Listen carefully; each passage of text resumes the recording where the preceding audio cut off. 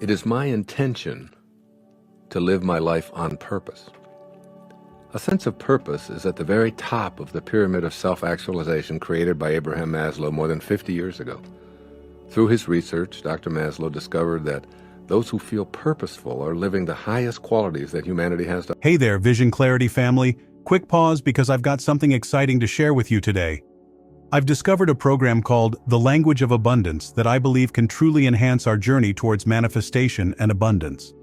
This program is all about unlocking the power of positive thinking and attracting wealth into your life.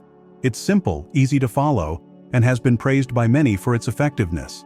Check out the link in the description below to learn more and get your hands on this life-changing tool today.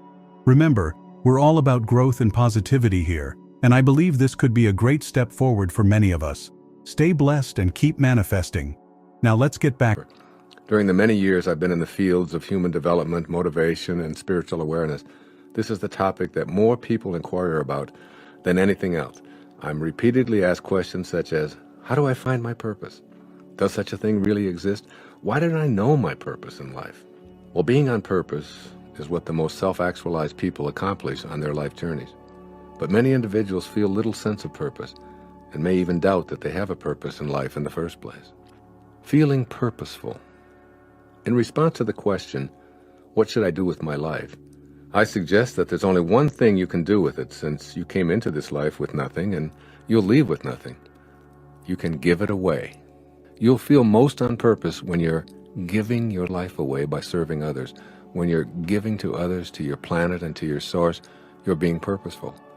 Whatever it is that you choose to do, if you're motivated to be of service to others while being authentically detached from the outcome, you'll feel on purpose, regardless of how much abundance may flow back to you. Allow yourself to be in the feeling place within you that's unconcerned with such things as vocational choice or doing the things you are destined to do. When you're in the service of others or extending kindness beyond your own boundaries, you'll feel connected to your source. You'll feel happy and content knowing that you're doing the right thing. Outside of my chosen occupation, I feel purposeful in a myriad of ways virtually every single day.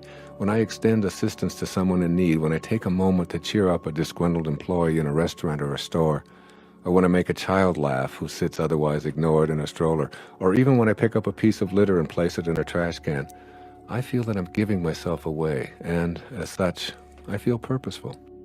Essentially what I'm saying here is this: stay on purpose by expressing the 7 phases of intention, and the details will find you. You'll never, ever again have to ask what your purpose is or how to find it. Your purpose will find you. In a previous chapter, I reviewed the obstacles to connecting to intention and pointed out that our thoughts are one of the major roadblocks. I stressed that we become what we think about all day long. What thoughts do you have that inhibit you from feeling as if you're on purpose in your life? For instance, if you think that you're separate from your purpose and that you're drifting without direction throughout your life, then that's precisely what you'll attract. Suppose instead that you know this is a purposeful universe where your thoughts and your emotions and your actions are all a part of your free will and are also connected to the power of intention. Suppose that your thoughts of being purposeless and aimless are really a part of your purpose. Just as the thought of losing someone you love makes you love them even more, or an illness makes you treasure your health, supposing that it takes the thought of your unimportance to make you realize your value. When you're awake enough to question your purpose and ask how to connect to it, you're being prodded by the power of intention. The very act of questioning why you're here is an indication that your thoughts are nudging you to reconnect to the field of intention. What's the source of your thoughts about your purpose? Why do you want to feel purposeful? Why is a sense of purpose considered the highest attribute of a fully functioning person?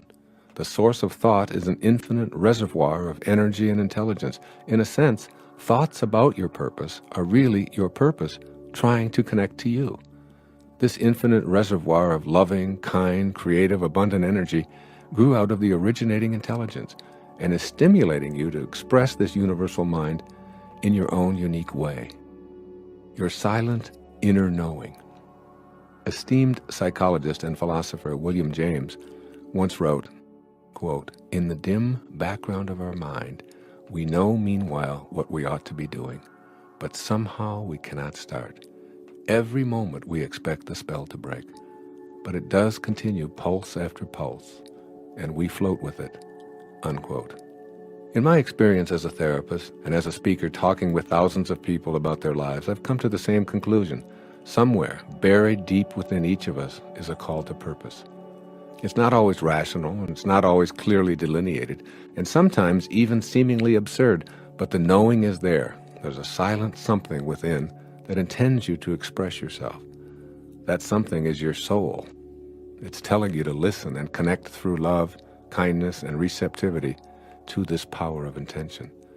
That silent inner knowing will never leave you alone. You may try to ignore it and pretend it doesn't exist, but in honest, alone moments of contemplative communion with yourself, you sense the emptiness waiting for you to fill it with your music. It wants you to take the risks that are involved and to ignore your ego and the egos of others who tell you that an easier, safer, or more secure path is best for you. My daughter Sky is an example of what I'm presenting here. Sky has known since she could first speak that she wanted to sing. It was almost as if she showed up here in the world with a destiny to sing for others. Over the years, she's sung at my public appearances, first as a 4-year-old, and then at every age up until her 22nd year. She's also sung on my public television specials, and the reaction to her singing has always been gratifying. As a student immersed in a music program at a major university, Sky studied from academic and theoretical perspectives. One day in her junior year, we had a discussion that centered on her purpose and the silent knowing she's always had.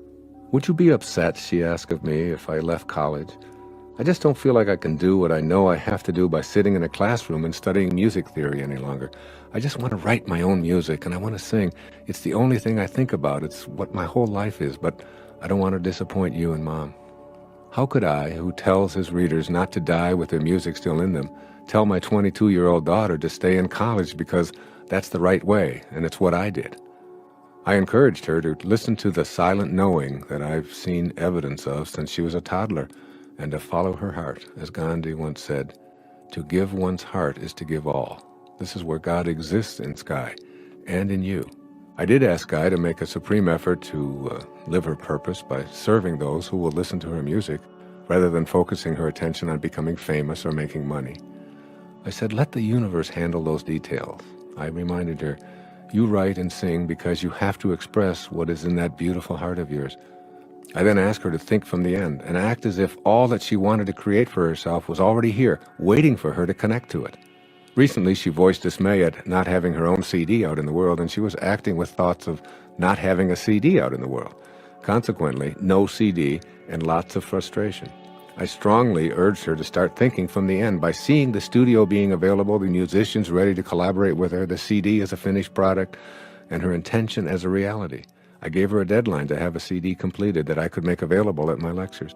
I told her that she could sing to these audiences as she has done sporadically in her life, as well as on my public television pledge shows. Her thinking from the end materialized everything she needed, and the universal spirit began to work with her unbending intent.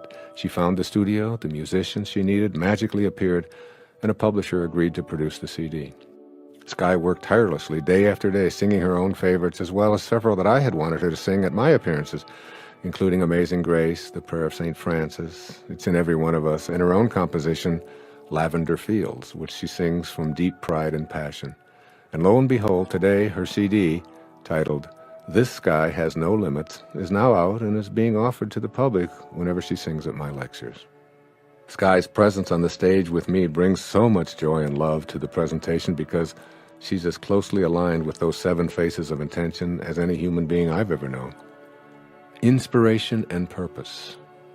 When you're inspired by a great purpose, everything will begin to work for you.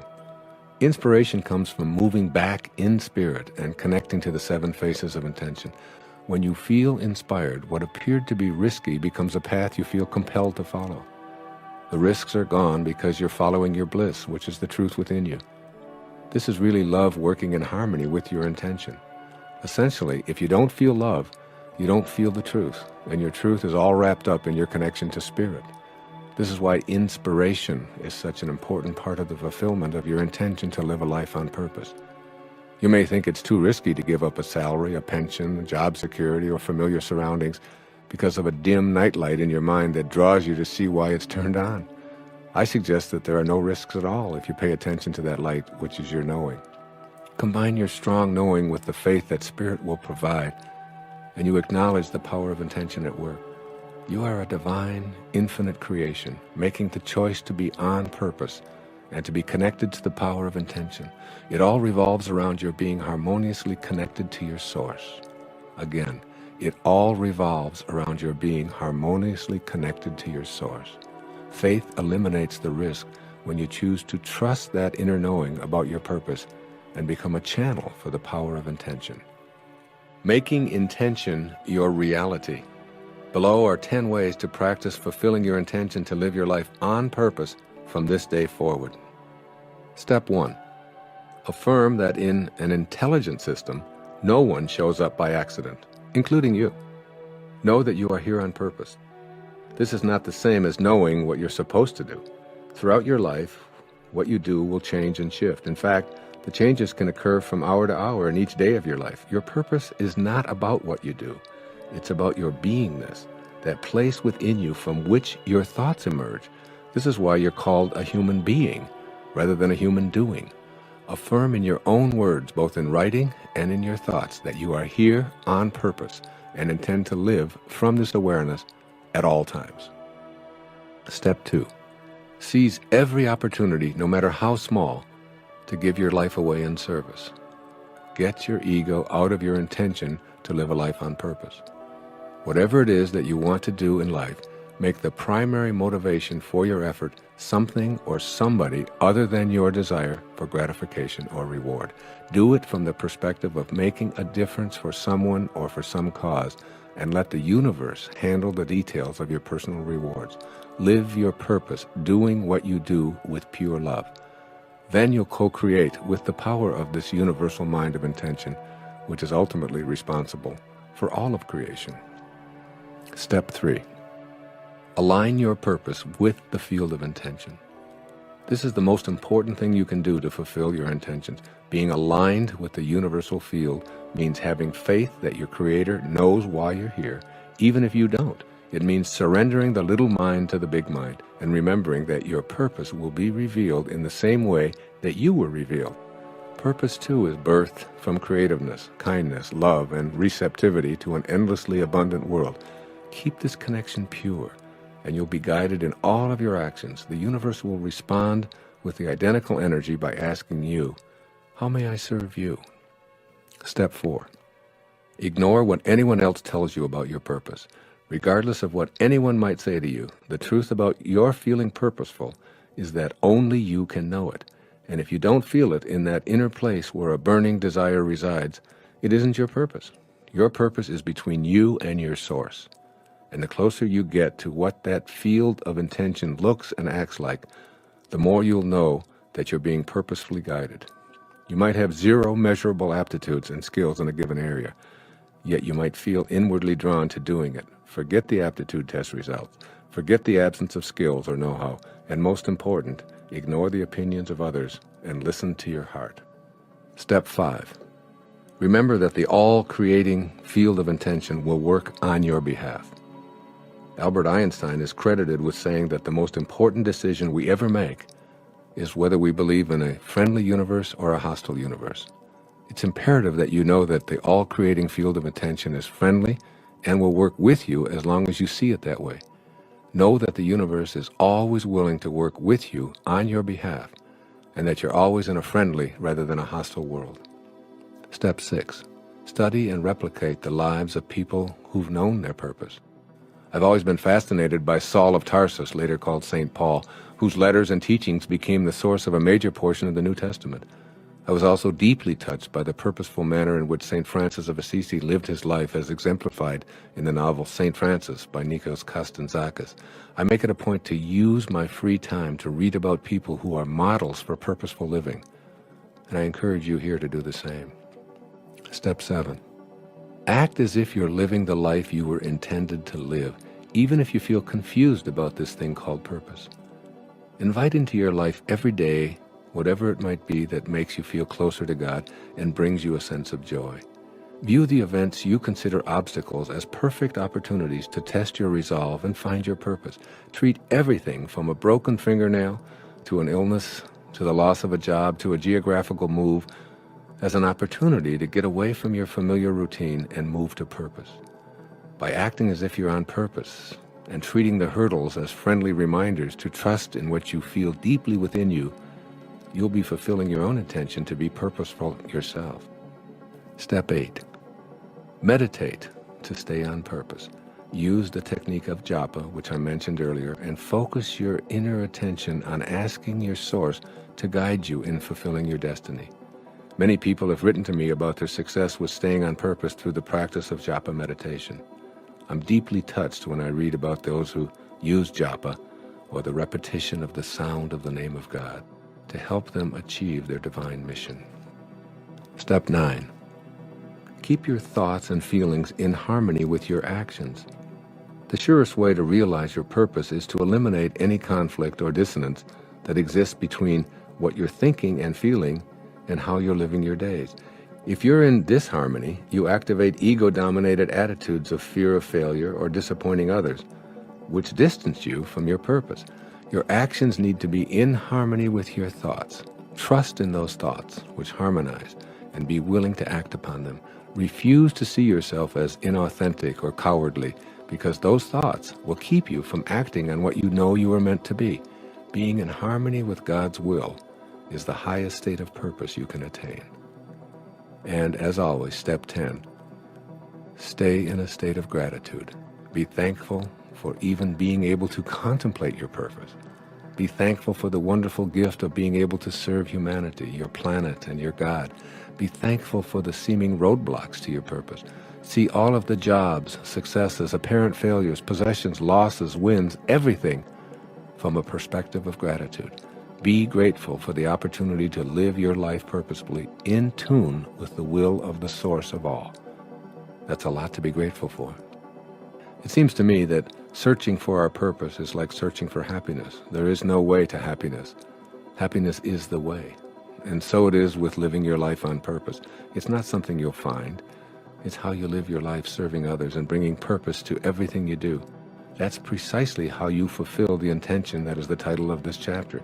When you're living your life from purpose, you're dwelling in love. When you're not dwelling in love, you're off purpose.